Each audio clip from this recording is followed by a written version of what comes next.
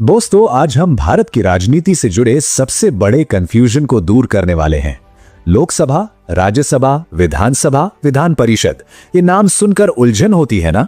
चलिए आज इसे इतने सरल तरीके से समझते हैं कि ये नाम फिर कभी आपस में नहीं उलझेंगे। हाँ, ये सारे नाम अक्सर एक दूसरे में मिल जाते हैं और ये समझना थोड़ा मुश्किल हो जाता है कि आखिर किसका क्या काम है। ये एक बहुत ही आम उलझन है, तो चिंता की कोई बात नहीं। बस अगले कुछ मिनट मेरे साथ बने रहिए और मैं वादा करता हूं कि सब कुछ शीशे की तरह साफ हो जाएगा। हम इसे इस तरह से समझेंगे कि ये बातें दिमाग में बैठ जाएंगी हमेशा के लिए। तो इस पूरे सिस्टम को समझने के लिए सबसे पहली और सबसे जरूरी बात को पकड़ते हैं। देखिए, भारत की जो विधायी प्रणाली है वो दो मुख्य स्तरों पर काम करती है। एक है राष्ट्रीय स्तर, जिसे हम केंद्र सरकार कहते हैं, और दूसरा है राज्य का स्तर। बस यही बुनियाद है। ये जो चार नाम हम बार बार सुनते हैं ना, वो इन्हीं दो स्तरों में बटे हुए हैं। दो सदन केंद्र में है, लोकसभा और राज्यसभा, और ठीक वैसे ही दो सदन राज्य स्तर पर हैं, विधानसभा और विधान परिषद। मतलब दो सेंटर में, दो स्टेट में। ये ढांचा ही पूरी व्यवस्था की चाबी है। ठीक है, तो चलिए एक एक करके समझते हैं। सबसे पहले बात करते हैं राष्ट्रीय संसद की और इसके दोनों सदनों को जरा करीब से देखते हैं। पहला है लोकसभा, जिसे लोगों का सदन या लोअर हाउस भी कहते हैं। इसका नाम ही सब कुछ बता देता है। लोगों का सदन मतलब इसका सीधा सीधा संबंध देश की आम जनता से है। हम और आप जैसे लोग सीधे वोट देकर अपने प्रतिनिधियों को चुनते हैं और वो यहां बैठते हैं। इसीलिए इसे हाउस ऑफ द पीपल भी कहा जाता है। इसके सदस्यों को हम सांसद या एमपी यानी मेंबर ऑफ पार्लियामेंट कहते हैं। अब दूसरी तरफ है राज्यसभा, जिसे राज्यों की परिषद या अपर हाउस कहते हैं। यह पूरे देश का नहीं बल्कि अलग अलग राज्यों का प्रतिनिधित्व करती है, इसीलिए इसका नाम है राज्यों की परिषद।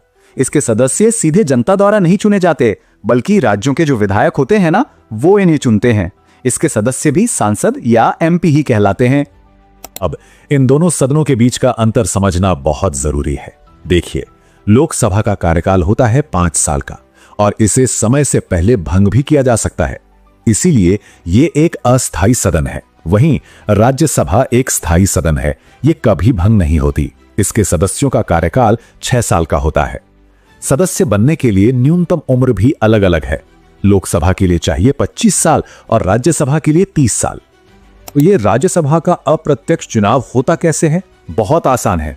पहला स्टेप, हम लोग यानी आम नागरिक अपने अपने राज्यों में विधायकों यानी एमएलएस को चुनते हैं। दूसरा स्टेप, फिर हमारे चुने हुए वही विधायक राज्यसभा के सांसदों यानी एमपीस को चुनते हैं। मतलब हमारी भागीदारी सीधी न होकर हमारे प्रतिनिधियों के माध्यम से होती है। चलिए अब केंद्र से हटकर राज्य स्तर पर चलते हैं और आप देखेंगे कि यहाँ की संरचना राष्ट्रीय स्तर से कितनी ज्यादा मिलती जुलती है। अगर वो समझ आ गया तो ये तो और भी आसान है। इसे समझने का सबसे अच्छा तरीका यह है कि आप राज्य विधानमंडल को राष्ट्रीय संसद का ही एक छोटा मिनी वर्जन समझ लीजिए। ये एनालॉजी इसे याद रखना बहुत ही आसान बना देती है। अब देखिए, ये समानांतर संरचना कितनी साफ है। जो काम केंद्र में लोकसभा का है, ठीक वही काम राज्य में विधानसभा का है, और जो काम केंद्र में राज्यसभा का है, ठीक वही काम राज्य में विधान परिषद का है। एकदम मिरर इमेज की तरह। लेकिन हाँ, यहां एक जरूरी बात ध्यान देने वाली है। विधानसभा तो भारत के सभी राज्यों में है, ये कंपलसरी है। लेकिन विधान परिषद जो राज्यसभा की तरह है, वो हर राज्य में हो ये जरूरी नहीं है। अभी की बात करें तो ये सिर्फ 6 राज्यों में है: बिहार, महाराष्ट्र, कर्नाटक, आंध्र प्रदेश, तेलंगाना और उत्तर प्रदेश। और देखिए, यहां भी सब कुछ वैसा ही है। राज्य के इन दोनों सदनों की खासियतें बिल्कुल अपने नेशनल काउंटरपार्ट्स जैसी हैं। विधानसभा का कार्यकाल 5 साल का अस्थायी है, बिल्कुल लोकसभा की तरह, और विधान परिषद का कार्यकाल 6 साल का स्थायी है, बिल्कुल राज्यसभा की तरह। न्यूनतम उम्र की शर्तें भी वही हैं, विधानसभा के लिए 25 और विधान परिषद के लिए 30 साल। पैटर्न एकदम सेम है। अच्छा, तो अब तक हमने जो भी अलग अलग समझा है उसे एक साथ रखकर देखते हैं। चलिए इन चारों सदनों की एक मास्टर चार्ट पर तुलना करते हैं ताकि पूरी पिक्चर एक बार में क्लियर हो जाए। ये टेबल एक तरह से इस पूरी बातचीत का निचोड़ है। देखिए पैटर्न कितना साफ है। एक टीम है लोकसभा और विधानसभा की, दोनों में डायरेक्ट चुनाव, 5 साल का कार्यकाल और दोनों अस्थायी, दूसरी टीम है राज्यसभा और विधान परिषद की। दोनों में इनडायरेक्ट चुनाव, 6 साल का कार्यकाल और दोनों स्थायी। सदस्यों के नाम भी याद रखना आसान है। केंद्र में एमपी और राज्य में एमएलए या एमएलसी। और हां, सरकार का मुखिया, लोकसभा में बहुमत दल का नेता प्रधानमंत्री बनता है और विधानसभा में बहुमत दल का नेता मुख्यमंत्री। अब एक बहुत ही लॉजिकल सवाल उठता है कि भाई राष्ट्रीय और राज्य दोनों स्तरों पर ये दो सदन बनाने की जरूरत ही क्या थी? एक से काम नहीं चल सकता था? असल में इसका उद्देश्य है शक्तियों का संतुलन बनाना। निचला सदन यानी लोकसभा या विधानसभा सीधे जनता की आवाज है, जो लोकतंत्र के लिए सबसे जरूरी है। लेकिन जो उच्च सदन है यानी राज्यसभा या विधान परिषद, वो एक तरह से सेफ्टी वॉल्व की तरह काम करता है। वो ये पक्का करता है कि कोई भी कानून जल्दबाजी में पास ना हो जाए। यहां विधेयकों पर दोबारा विचार होता है, गहराई से बहस होती है।